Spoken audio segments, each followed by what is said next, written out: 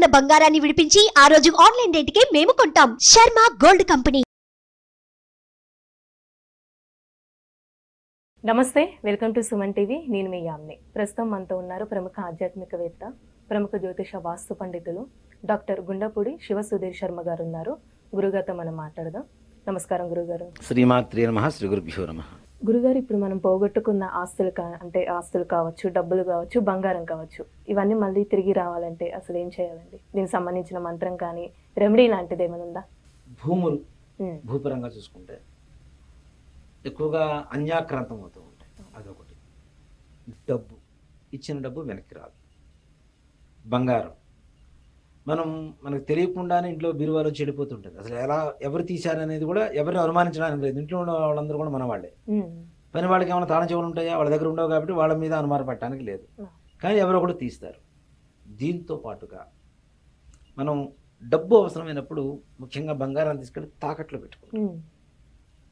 అది నిజంగా చూడండి, కొంతమంది దగ్గర పెడితే ససేమిరా రాదు. తీసుకోవడానికి ఉండదు, అంతే.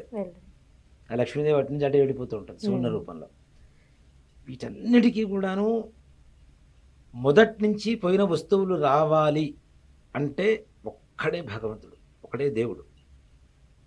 ఎవరు? కార్తవీర్యార్జునుడు. ఈయన మనస్సులో ఈయన నామం తలిచినా చాలు, సకల కార్యాలు దిగ్విజయంగా పూర్తవుతాయి. మనం అనుకునేటువంటి సకల పనులు కూడా సకాలంలో ప్రశాంతంగా జరుగుతూ ఉంటాయి. వీటిల్లో మరి ఏం చేస్తే మనకి వెళ్ళిపోయినటువంటి డబ్బులు కానీ, ఆస్తులు కానీ, లేదా అన్నదమ్ముల మధ్యలో ఉండేటువంటి తగాదాల మధ్యలో ఉండేటువంటి ఆస్తులు అట్లా అని పెండింగ్లో ఉండిపోతాయి. ఎవరు పంచుకోరు, అలానే ఉండిపోతుంటాయి. అవి రావాలి. అవి వస్తేనే వాళ్ళ పిల్లలకు చదువులు, లేదంటే అమెరికా పంపించడానికనో, పెళ్లి చేయడానికనో, ఏదైనా అప్పులు తీర్చుకోవడానికో ఉపయోగపడుతుంది. వీళ్ళ దగ్గర 10 ఎకరాల పొలం ఉంటుందమ్మా. పొలం ఉంటుంది కానీ దాన్ని ఎవరు పంచుకోరు వీళ్ళు. కానీ వీళ్ళు అప్పులు చేస్తే అది వస్తాయి అనేటువంటి ఒక ఆశ ఉంటుంది, ఆలోచన ఉంటుంది. పిల్లలకి ఏంటి, అప్పులు చేసి అద్దెళ్లలో ఉంటూ అప్పులు చేస్తూ ఉంటారు. పిల్లలు చదువుకి అప్పులు. ఇవాటి రోజున చదువుకోవడం అంటే సామాన్యమైనటువంటి విషయం కాదు. లక్షలతో కోట్లతో కూడుకున్నటువంటి విద్యలే. వీటన్నిటికీ అప్పులు చేస్తుంటారు. పిల్లలకి పెళ్లి చేయాలంటే అప్పులే. బంగారం కొనాలి, ఏం కొనాలన్నా అప్పులే.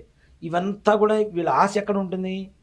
10 ఎకరాలు కాబట్టి ఇది అనాథములు ఉన్నాం, అమ్ముకుంటే 5 ఎకరాలు కనీసం ఎకరం 1 కోటి రూపాయలు ఉన్నా 5 కోట్లు వస్తాయి. మనకున్న అప్పులు మొత్తం తీరిపోతూ ఉంటాయి. దీంట్లో వీళ్ళిద్దరూ ఓకే పంచుకుందాం అనుకునే సమయంలో ఇంకోళ్ళు ఎవరు వచ్చి పొల పెడుతూ ఉంటారు మళ్ళీ కదా. అంటే అక్కదమ్ముళ్ళు, అక్క చెల్లెళ్ళు ఎవరొకళ్ళు వచ్చి ఏదో ఒక వ్యవహారం, ఇది మళ్ళీ కోర్టు దాకా వెళ్తుంది. ఇది ఎప్పటికీ కోర్టుకు వెళ్ళిందంటే తేలడం అనేది ఎన్ని తరాలు అవుతుందో, ఎన్ని జన్మలకు అవుతుందో కూడా చెప్పడం కష్టం. ఈ విధమైనటువంటి బాధ అనుభవించేవాడు చాలా మంది ఉన్నారు. వీళ్ళందరికీ కార్తవీర్యార్జునుడి అనుగ్రహం కలగాలి. ఏ వస్తువు పోయినా కూడా, ఇప్పుడు కాదమ్మా, పూర్వకాలం నుంచి కూడాను ఏదైనా వస్తువు పోయినా ఇంట్లో నుంచి చెప్పకుండా పిల్లలు బయటికి వెళ్ళిపోతూ ఉంటారు, పెద్దవాళ్ళు కూడా బయటికి వెళ్ళిపోతూ ఉంటారు. మానసికమైనటువంటి స్థితి బాగుండక వెళ్ళిపోయిన వాళ్ళు బయట నుంచి బయటకు వెళ్ళిపోతుంటారు, రారు మరలా. పిల్లలు కూడా అంతే, చిన్న పిల్లలు కూడా తెలియకుండా దారి తప్పిపోతూ ఉంటారు. ఇలాంటి వాళ్ళకు కూడా కార్తవీర్యార్జునుడి అనుగ్రహమే అవసరం. అది ఎవరు చేయాలి ఇంట్లో అంటే, పిల్లలు తప్పిపోతే తల్లిదండ్రులు, లేదు ఆస్తి కోసం ఎవరైతే ఉంటారో. ఇప్పుడు నా పేరుతో ఆస్తి ఉంది, నేను చేయాలి, నాకు రావాలి కాబట్టి.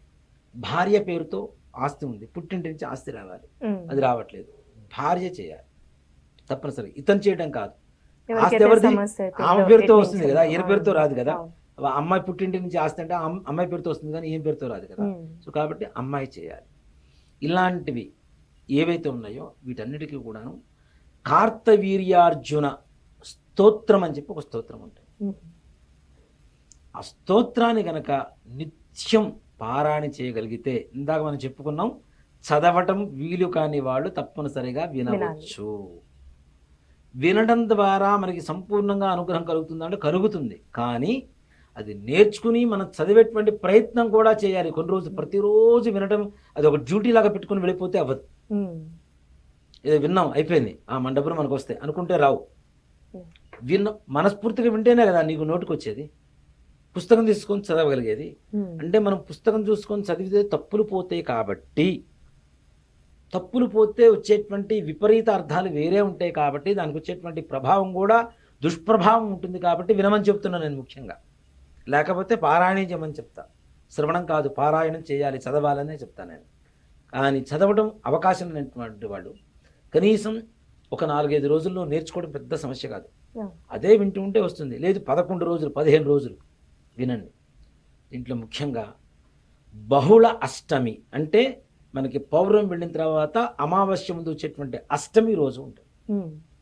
అష్టమి నుంచి 15 రోజులే కేవలం. బహుళ అష్టమి నుంచి శుక్ల అష్టమి 15 రోజులు.